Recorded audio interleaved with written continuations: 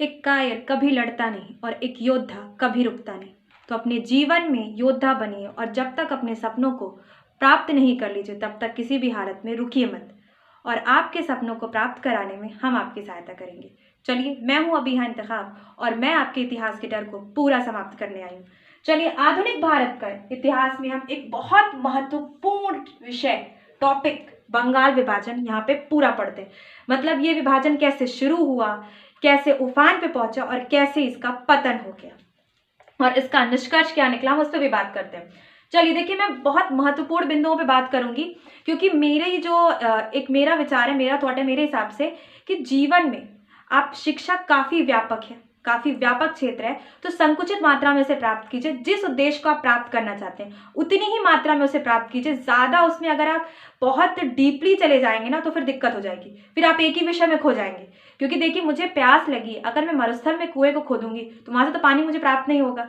तो मुझे उस जगह पे कुएं को खोदना है जहां से मुझे पानी की प्राप्ति हो जाए। तो ज्ञान का क्षेत्र उतना रखिए जितना आपके लिए आवश्यक हो। तो मैं बिल्कुल पॉइंट टू पॉइंट यानी महत्वपूर्ण जितने बिंदु है इसमें बंगाल विभाजन में वही पढ़ाऊंगी। मैं ज्यादा फालतू की बात यहाँ पे बिल्कुल नहीं करूंगी। तो महत्वपूर्ण बिंदु में पढ़ाऊंगी जो इससे आपके एग्जाम में सवाल बनते हैं।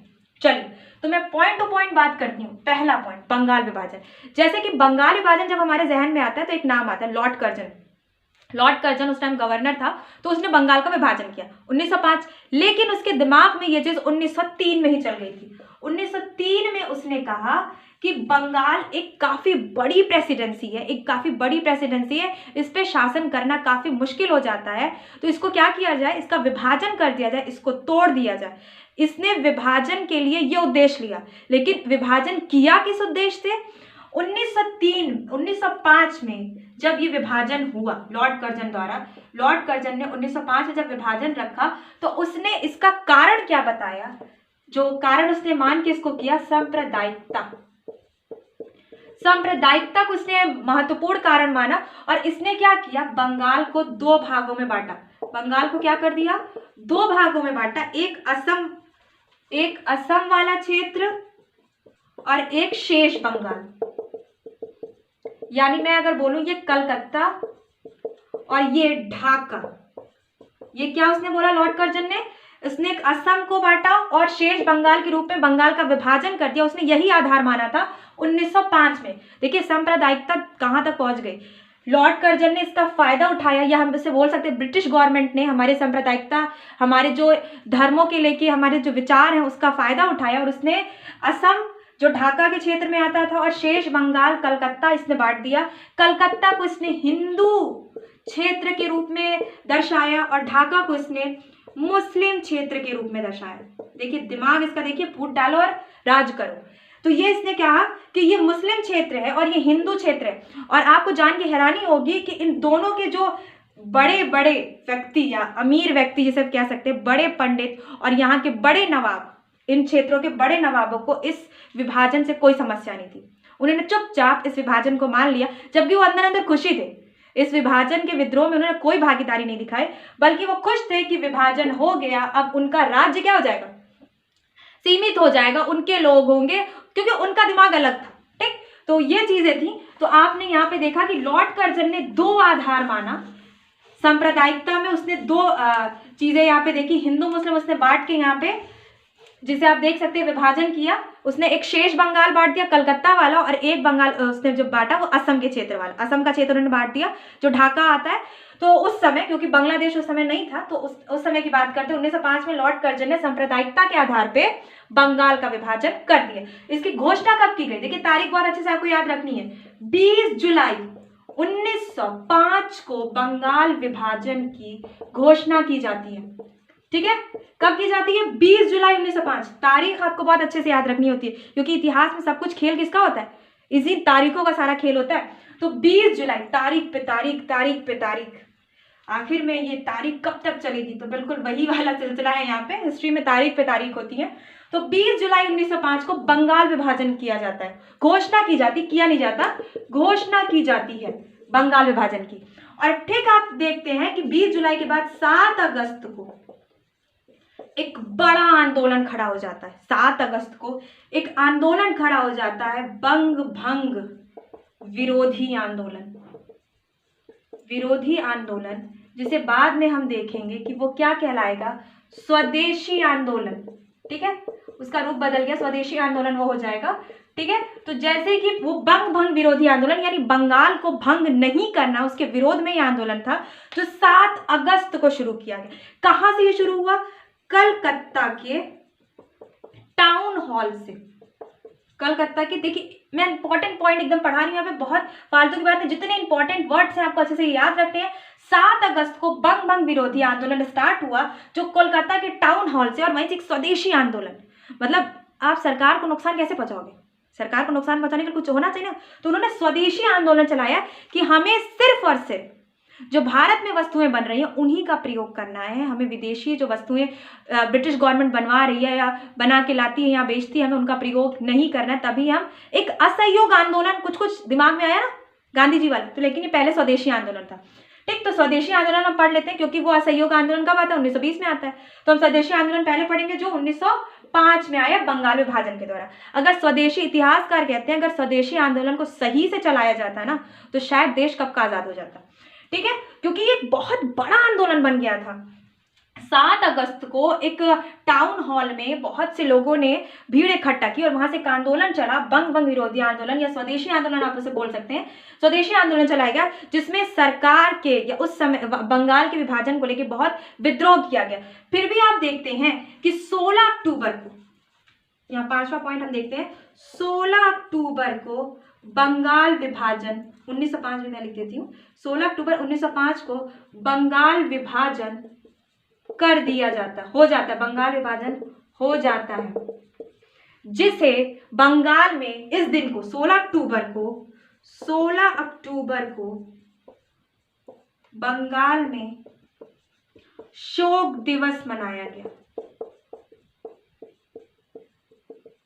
शोक दिवस मनाया गया, कब मनाया गया, 16 अक्टूबर, जिस दिन बंगाल विभाजन होता है। ठीक है, जिस दिन बंगाल विभाजन होता है उसी दिन को शोक दिवस के रूप में मनाया जाता है। और इसी अवसर में रविन्द्रनाथ टैगोर ने अपना सबसे महत्वपूर्ण गीत, जिसे हम कह सकते हैं अमार सोनार बांग्ला, इसको लिखा, जो बाद में 1971 में जब बांग्लादेश बना तो वहां का राष्ट्रगीत बन गया। ठीक है, तो आप ये 7वां पॉइंट भी लिख सकते हैं कि अमार सोनार बांग्ला, ये गाना रविन्द्रनाथ, इस गीत को रविन्द्रनाथ टैगोर ने लिखा इसी दौरान, रविन्द्रनाथ टैगोर ने इसी अवसर पर लिखा। ठीक है, अमार सोनार बांग्ला। ठीक है, ये रविन्द्रनाथ टैगोर ने इसी अवसर पे लिखा, जो बंगाल विरोधी आंदोलन चल रहा था इस अवसर पे लिखा।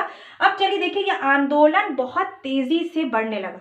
इस आंदोलन को अगर हम शुरू करने में नाम लेते हैं तो सुरेंद्र नाथ बैनर्जी, कृष्ण कुमार मित्र, ये सब बहुत बड़े बड़े नेता थे जो उस समय के, उन्होंने इस आंदोलन को शुरू किया।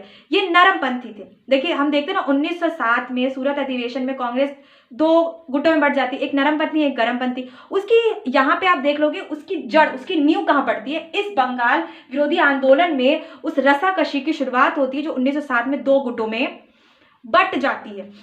होता क्या है कि जो ये आंदोलन काफी तेजी से चलाया जाता है, तो ये जो हम देखते हैं कि स्वदेशी आंदोलन रहता है, कृष्ण कुमार मित्र जो होते हैं या सुरेंद्र नाथ बैनर्जी इस आंदोलन को काफी तेजी से बढ़ाते हैं, पर ये नरमपंथी यानी काफी सॉफ्ट हार्टेड व्यक्ति होते हैं। ये चाहते हैं कि सरकार से हम बिना लड़े झगड़े, मतलब हिंसा नहीं करनी, हमें अहिंसा पूर्वक सिर्फ अपनी बात रखते हैं और सरकार से अपनी बात हम मनवा लेते हैं, लेकिन इतनी आसानी से सरकार बात मानेगी नहीं।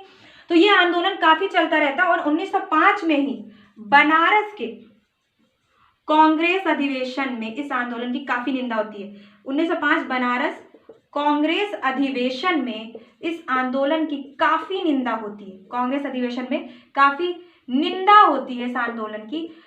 अब बात कर लेते हैं कि इस आंदोलन को जो नरमपंथी यानी सॉफ्ट हार्टेड जो लोग चला रहे थे, धीरे धीरे ये आंदोलन क्या होने लगता है, ठंडा होने लगता है। इस आंदोलन में कोई भी उबाल नहीं होता, कोई उफान नहीं होता, ये आंदोलन ठंडा होने लगता है। तो फिर इस आंदोलन में गरमपंथी यानी जो राष्ट्र में गरमपंथी नेता जैसे बाल गंगाधर तिलक, ये लोग आने लगते, तो फिर ये आंदोलन काफी तेजी से ऊपर जाने लगता है। तो 1906 में जैसे भी स्थिति देखते हो, 1906 में जब कांग्रेस अधिवेशन होता है, तो जब अध्यक्षता की चुनाव होता है तो काफी दोनों गुटों में रसाकशी होती है। नरमपंथी अलग कहता है, गरमपंथी अलग कहता है। गरमपंथी में 3 नाम ज्यादातर हमारे जहन में आते हैं, बाल, पाल, लाल। लाला लाजपत राय, बाल गंगाधर तिलक और विपिन चंद्र पाल, ये तीनों गरम पंथ के नेता थे। तो ये इन लोगों में रसाकशी चलती है नरम पंथ और गरम पंथ में। बहुत मुश्किल से 1906 में कांग्रेस अधिवेशन की अध्यक्षता के तौर पर दादा भाई नौरोजी को चुना जाता है। तो दादा भाई नौरोजी को चुना जाता है इस कांग्रेस अधिवेशन में। तो यहाँ पे हम देखते हैं कि हमने देखा 1905 में बनारस कांग्रेस अधिवेशन में काफी निंदा की गई, 1906 में दादा भाई नौरोजी को चुना जाता है। फिर इस स्थिति ये होती है कि 1908 में अब ब्रिटिश हुकूमत भी तो कुछ करेगी, इतने आराम से तो बैठेगी नहीं कि नरमपंथी चलो नरमपंथी मान गए, लेकिन गरमपंथी जोश में है। तो गरमपंथी को सन्नाटे में डालने के लिए क्या करती है, उनका दमन करने लगती है गरमपंथियों का। और 1908 में बाल गंगाधर तिलक जेल चले जाते हैं। गंगाधर तिलक की गिरफ्तारी हो जाती है। क्या हो जाती है, गिरफ्तारी हो जाती है और वो जेल चले जाते हैं। ठीक है, गिरफ्तारी हो जाती है। असली में मुद्दा ये होता है ना कि नरमपंथी चाहते हैं कि इस आंदोलन को प्रांत से बाहर ना फैलाया जाए और गरमपंथी चाहते हैं कि इस आंदोलन को पूरे देश में फैलाया जाए। इसी वजह से सबसे इंपॉर्टेंट पॉइंट अगर इतिहासकार मानते हैं कि यही मुद्दा रहता है कि नरमपंथी काफी आराम से सरकार से बात करना चाहते हैं, जबकि गरमपंथी चाहते हैं कि जब तक हम सरकार के मतलब कानों में लाठियां नहीं बजाएंगे, जब तक हम रोड पे मार्च नहीं करेंगे, तब तक सरकार कुछ नहीं सुनने वाली। और जबकि नरमपंथी कहते हैं नहीं, हमें सरकार से बहुत आराम से बात करनी है, हम इस आंदोलन को प्रांत से बाहर नहीं ले जाएंगे। जबकि गरमपंथी चाहते थे कि आंदोलन पूरे देश में फैले। और जबकि सही बात है, अगर इस आंदोलन को सही रास्ता मिलता है ना तो ये पूरे देश में फैलता है और फिर इस आंदोलन का जो रूप है ना अंत, वो शायद सिर्फ बंगाल विभाजन के ही नहीं बल्कि पूरे देश का एक स्वरूप बदल चुका होता। तो यहाँ पे हम देखते हैं 1908 में बाल गंगाधर तिलक गिरफ्तार हो जाते हैं। स्थिति काफी अच्छी नहीं होती और नरमपंथी भी ठंडे हो जाते हैं। गरमपंथी भी धीरे धीरे ठंडे हो जाते हैं और नरमपंथी भी ठंडे हो जाते हैं। और 1909 में जो संवैधानिक सुधार की घोषणा में एक एक्ट आता है, मार्लियामेंटो सुधार 1909 में, उस मार्लियामेंटो सुधार में एक छोटी सी पुड़िया देके, जिसे आप कह सकते हो झुंझुना पकड़ा के नरमपंथियों को शांत करा दिया जाता है कि अब आप खुश हैं। तो वो कुछ नहीं बोलते। गरमपंथी तो वैसे उनका दमन किया जाता है। हालत ये कर दी जाती है कि वंदे मातरम तक का गीत कोई नहीं गा सकता था। कोलकाता की सड़कों पे, बंगाल की सड़कों पे बहुत बुरी स्थिति कर दी जाती है। तो ये स्थिति देखने को मिलती है उस समय। तो यहाँ पे क्या होता है, नरमपंथी जो होते हैं वो बिल्कुल ठंडे हो चुके रहते हैं। उन्हें 1909 में एक पुड़िया पकड़ा दी जाती है मार्लियामेंटो सुधार के तहत। फिर क्या होता है, स्थिति काफी बिगड़ चुकी रहती है, काफी स्थिति खराब हो चुकी रहती है। धीरे धीरे राष्ट्रवादी जो गरमपंथी हैं वो फिर से उफान पे आते हैं और स्थिति बदलने लगती है। तो इस वजह से सरकार क्या करती है, 1911 में इस जो आप देख सकते हो इस आंदोलन को, या मान लो जो बंगाल का विभाजन है उसे क्या कर देती है, समाप्त कर देती है। उसे पूरी तरह से समाप्त कर दी, पूरी तरह से नहीं कह सकते। 1911 में बंगाल विभाजन रद्द कर दिया जाता है, जिसे हम बोल सकते हैं बंगाल विभाजन रद्द कर दिया जाता है। काफी रसाकशी के तहत दो गुटों में बट जाती है कांग्रेस, फिर वापस से कांग्रेस एक होती है, वो स्थिति अलग देखते हैं। लेकिन तब तक काफी रसाकशी में स्थितियां बदल चुकी रहती हैं। तो यहाँ पे स्थिति ये हो जाती है कि 1911 में सरकार देखती है, वहाँ के जो सरकार स्थिति में देखती है कि नहीं, शायद हमें बंगाल विभाजन रद्द कर देना चाहिए। किंतु उड़ीसा और बिहार को एक नहीं किया जाता। एक किसे किया जाता है, पूर्वी बंगाल और पश्चिमी बंगाल को एक किया जाता है। पूर्वी बंगाल और पश्चिमी बंगाल को एक किया जाता है, उड़ीसा और बिहार को एक नहीं किया जाता। और 1911 में बंगाल विभाजन रद्द कर दिया जाता है और स्वदेशी आंदोलन भी ठंडे बस्ते में चला जाता है। स्वदेशी आंदोलन को सही रास्ता, सही मार्ग की प्राप्ति नहीं होती और वो वहीं पे दम तोड़ देता है, एक राज्य में, एक प्रांत में सिमट के रह जाता है, वो पूरे देश में नहीं फैल पाता। तो बंगाल विभाजन आपको, मुझे उम्मीद है कि पूरा समझ में आ चुका होगा। जितने महत्वपूर्ण बिंदु थे, जिन जिन नेताओं का जिक्र था, जो जो अधिवेशन चले, कौन अध्यक्ष बना।